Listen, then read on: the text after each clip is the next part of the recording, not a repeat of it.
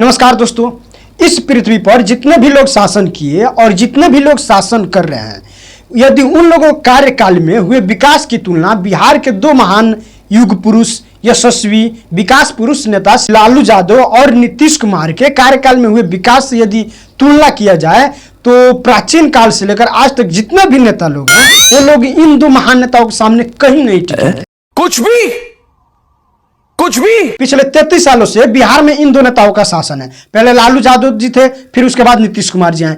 1990 के पहले बिहार के लोगों के पास खाने के लिए कुछ भी नहीं था। बिहार में चारों तरफ अपराध ही अपराध होता था, भ्रष्टाचार अपने चरम पर था, जातिवाद का जहर तो पूरे बिहार के कोने कोने में फैला हुआ था। इतना ही नहीं, बिहार के लोगों के अंदर परिश्रम करने की इच्छा शक्ति नहीं थी।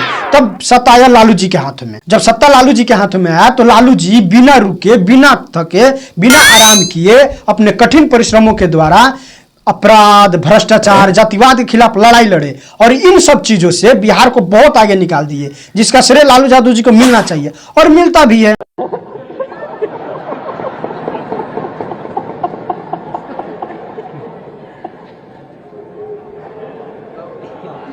उसके बाद सत्ता आया नीतीश कुमार जी के हाथों में। जब सत्ता नीतीश कुमार जी के हाथों में आया तो नीतीश कुमार जी वो सारे काम करना शुरू कर दिए जिस काम को लालू यादव जी नहीं कर पाए थे। यानी नीतीश कुमार जी बिहार से बेरोजगारी मिटाना शुरू कर दिए। नीतीश कुमार जी बिहार को विशेष राज्य का दर्जा दिला दिए। नीतीश कुमार जी इतना ही नहीं रुके, शिक्षा के क्षेत्र में अभूतपूर्व काम किए। पिछले 18 सालों से स्वास्थ्य के क्षेत्र में नीतीश कुमार जी इतना ज्यादा काम किए हैं कि इसके लिए उनको भारत रत्न मिलना चाहिए। और उद्योग के क्षेत्र में तो कहिए नहीं, उद्योग के क्षेत्र में नीतीश कुमार जी पिछले 18 सालों से बिहार में रोज एक नई उद्योग धंधा स्थापित कर रहे हैं, जिसका असर अगले 100 सालों तक देखने को मिले। हालांकि लालू यादव जी इन सारे कार्य करने का प्रयास किए थे लेकिन वो सफल नहीं हो पाए थे। लेकिन नीतीश कुमार जी के आने के बाद वो सारे काम सफल हो गया। अब केवल बिहार में एक ही कार्य बचा है कि बिहार को केवल पेपर पर निवर्क घोषित करना है। अब वो भी घोषित हो ही जाएगा क्योंकि जातिगत जनगणना जो हुआ था उसका रिपोर्ट सार्वजनिक हो गया है।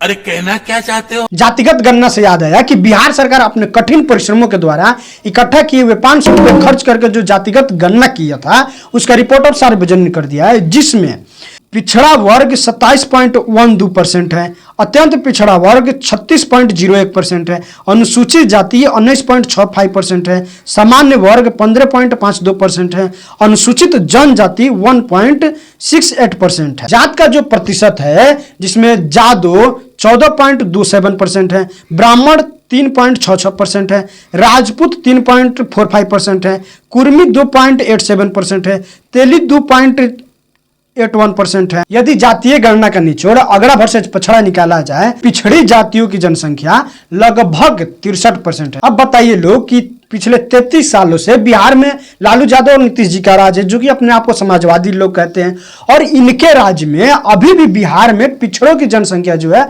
63% है। तो इसे अंदाजा लगाया जा सकता है कि पिछड़ों के लिए ये लोग कितना काम किए हैं। बात तो सही है। नीतीश कुमार जी जातीय गणना के रिपोर्ट जब से सार्वजनिक किए हैं तब से लेकर बिहार में बहुत कुछ बदल गया है।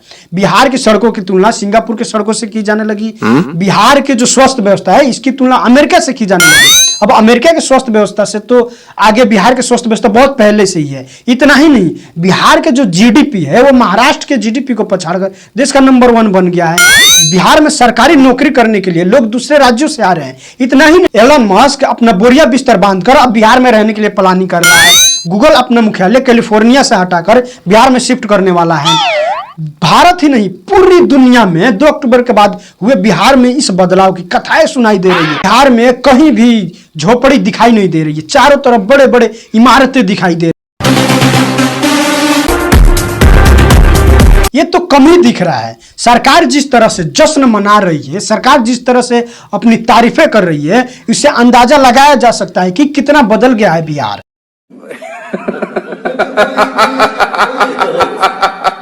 कर्पूरी ठाकुर और वीपी सिंह के बाद पिछड़ों और अति पिछड़ों के सर्वाधिक लोकप्रिय नेता के रूप में आज नीतीश कुमार उभरे हैं, जिन्होंने कई सौ वर्षों की गुलामी को तोड़ करके जातिगत जनगणना जनता के सामने रखी है।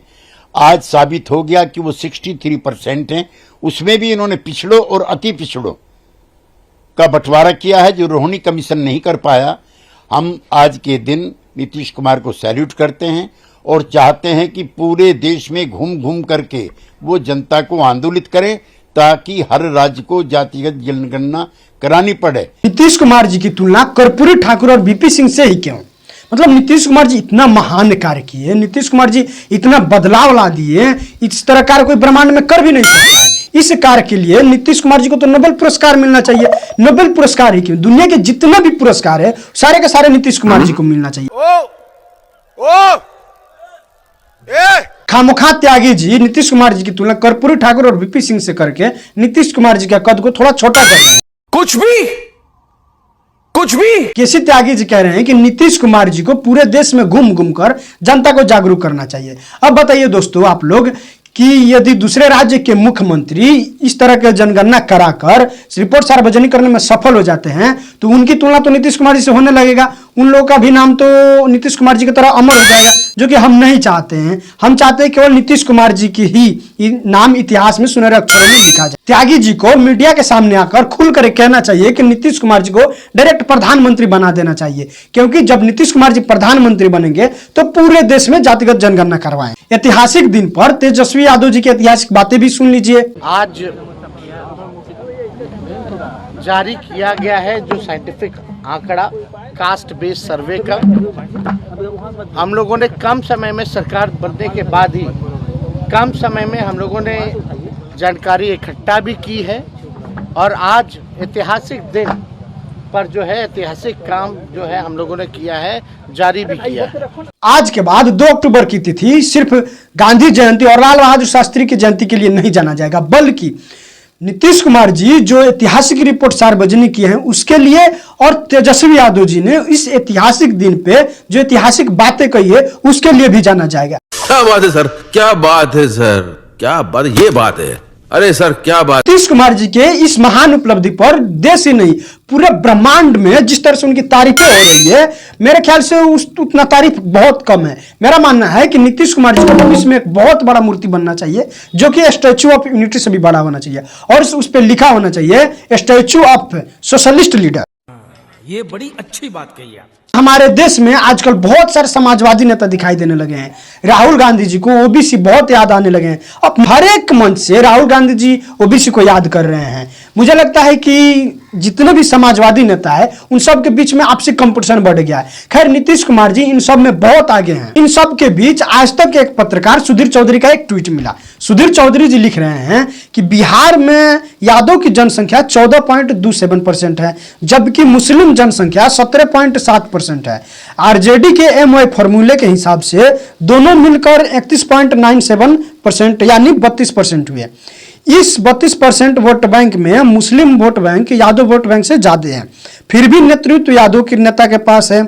सुधीर जी कह रहे हैं कि मुस्लिम नेताओं को सीएम नहीं तो कम से कम डिप्टी सीएम का पद तो लेना ही चाहिए। बात तो सही है। आश्चर्य की बात तो यह है कि सुधीर चौधरी मुसलमानों के लिए हक की आवाज उठा रहे हैं। अब और कितना अच्छे दिन चाहिए दोस्तों, इससे भी अच्छा दिन आएगा क्या? खत्म, bye bye, ta-ta, good bye.